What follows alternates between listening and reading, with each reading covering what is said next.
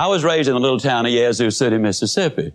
Now, I know that a lot of folks go around the country trying to impress people by claiming to be from Yazoo City. But I really am. Now, when I was a boy, during the Depression, we lived next door to some rich folks. I knew they were rich for two reasons. Number one, they had a cook. Number two, the cook had something to cook. And during the Depression, that was a sure sign of wealth. I was over there for lunch one day, as I tried to be every day. And now don't misunderstand that. Even though there was a Depression on, we certainly had plenty to eat at my house. I know we had plenty because if they ever passed my place for seconds, they'd always tell me, no, you've had plenty. So I know we had plenty. Now the cook brought the biscuits out, and this is not an exaggeration. Those biscuits were not as thick as my wrist was. And I looked at her for a moment. I said, Maud, what in the world happened to your biscuits? She reared back, gave a big old tummy laugh, and said, well, I'll tell you about those biscuits. She said they squatted to rise. But she said they just got cooked in the squat. You know anybody that's getting cooked in the squat? The people who wait for Aunt Matilda to move out, or John to get on the day shift, or the new models to come out, or the new mayor to come in, or for the new advertising campaign to get started. The people who wait on the new senator in Washington, or until inflation slows or the rate of interest come down, the people who wait for changes to take place out there before they do the changing in here are flat gonna end up getting cooked in the squat. The rule is simple. You do it now. You do it now. Unfortunately, a lot of people stand in front of the stove of life and they say, now, stove, you give me some heat, then I'll put some wood in you. That ain't the way it works. You got to put something in before you can get anything out. So many times, you know, the employee goes to the employer and says, give me a raise, and I'll start coming to work on time. Or so many times they will come to him and say, make me the boss. Now, I know I haven't been here very long, don't really deserve to be the boss, but I just function better when I am in charge of the thing. You reward me now, and then I promise you, I'll learn what this business is all about later on. Reward me now, and I'll produce later. It doesn't work that way. Can't you just see a youngster in school saying, teacher, if I take a failing grade home, my parents are going to skin me alive. Pass me on this quarter, and next time I'll study more than anybody else. Reward me now, I'll produce later. It doesn't work that way. Can't you just see an old farmer standing out in the fields in October and saying, Lord, I know I didn't plant a thing this year, but if you give me a big crop this year, I'll plant more than anybody next year. It ain't that way, folks. You got to put something in before you can expect to get anything out. Well, he's just pumping away. You know, that's hot. It's August. I mean, the question is just how much pumping are you going to do for a drink of water? And finally, old Bernard said, you know, Jimmy, I don't believe it's any water down there. Jimmy said, yeah, it is, Bernard.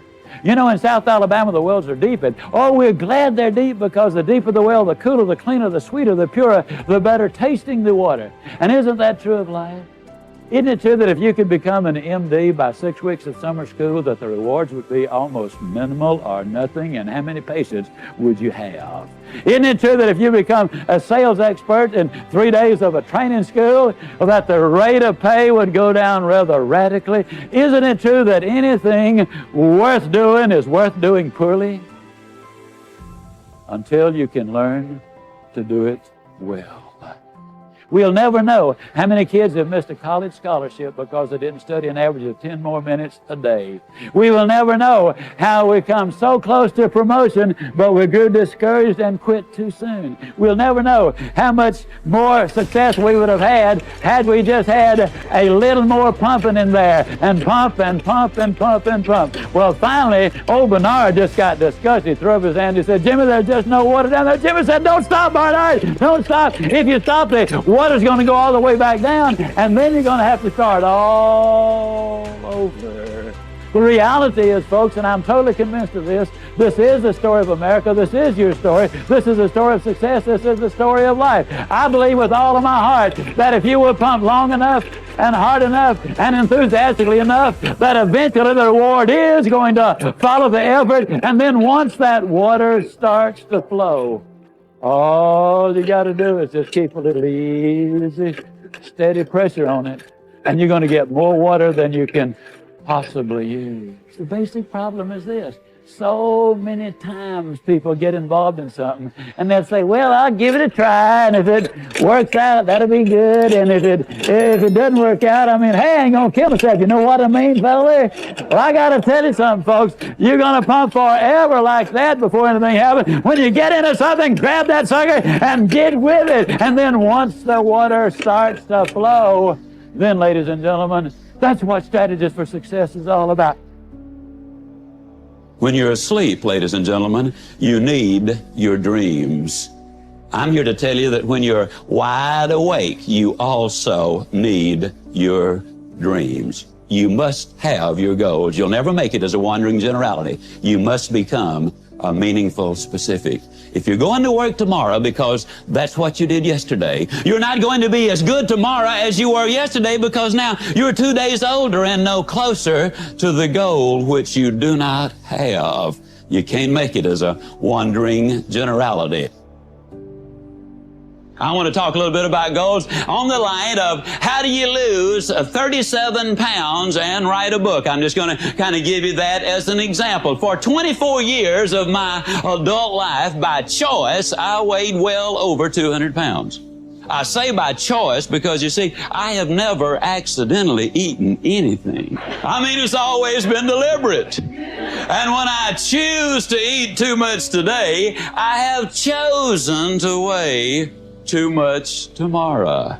You can choose to set goals and realize your potential, or you can choose not to set them. Now, if you choose not to set them, you got to understand that the consequences are not going to be good down the road. For 24 years, I was going to lose that weight. As a matter of fact, in 24 years, I lost several thousand pounds of weight. How many of you already know exactly what I'm talking about?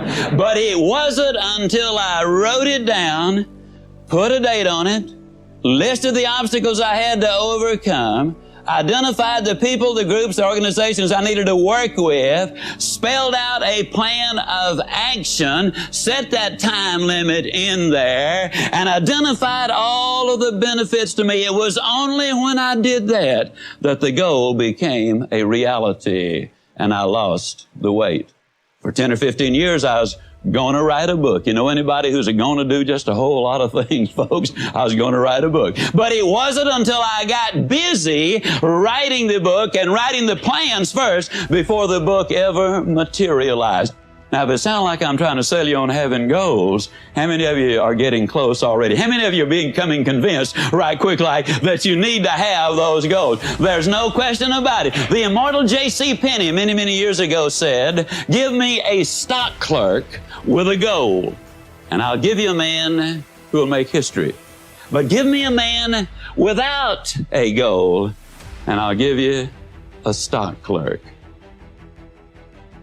A commitment plays heavily in everything. If you've made a commitment, when you hit the rough spots, not if, when you hit the rough spots, your immediate thought is, how can I solve the problem? If you've not made the commitment when you hit the rough spot, whether it's in marriage or education or career or whatever, your first thought is, man, how can I get out of this deal? And so that commitment plays a huge role. And as you know, some people are about as committed as a kamikaze pilot on his 39th mission. I mean, they don't really take it that seriously. I listened to the people who were successful in selling that product. I would learn new things from different ones, new approaches, and you must be a constant student. A lot of people are afraid to try anything new because they are afraid that they will be embarrassed until they get good at it. Well, one of my favorite sayings is, the most important thing you can do is to understand that anything worth doing is worth doing poorly, until you can learn to do it well. My first few sales calls were pathetic, but I knew it was worth doing, so I kept after it, My first few speeches were a disaster, but I believed that I could develop into that, so I kept at it until I could do it effectively, and all skills are exactly the same way. No running back that sets the records ever set a record the first time he picked up a football, and you can go right down the line with that. So if it's worth doing and you believe in it, go ahead and fail. And the more times you fail, the closer you get into success. success because you should be learning on every simple thing that you do.